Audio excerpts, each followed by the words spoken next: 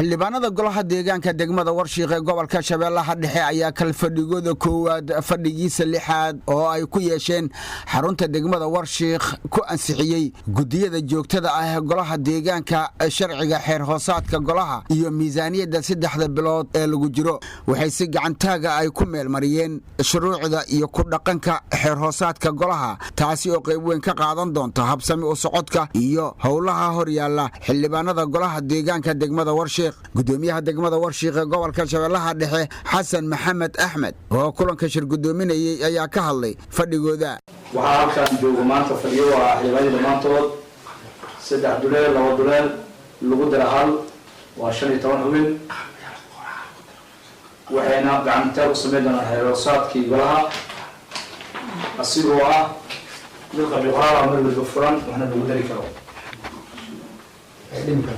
laga dhigi karo walaal golaha deegaanka maanta waa iyagu gacanta ay sameeyaan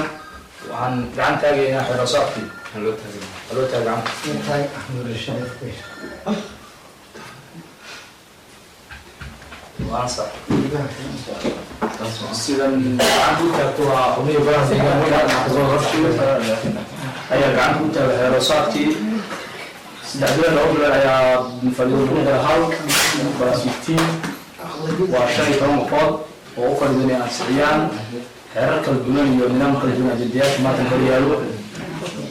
saas ayuu ansax ku yahay cidii dumaraha dadka muslim degmada Warshiiq ee gobolka Shabeellaha Dhexe ayaa ah degmada koowaad ee dowlad goboleedka Hirshabeelle oo yeelata maamul golo deegaan oo ay soo doorteen dadka deegaanka waana degmo ku taala meel istiraatiiji ah ku haboon dhinaca dalxiiska Muuse Cusmaan Abtow telefishinka qaranka Soomaaliyeed Muqdisho.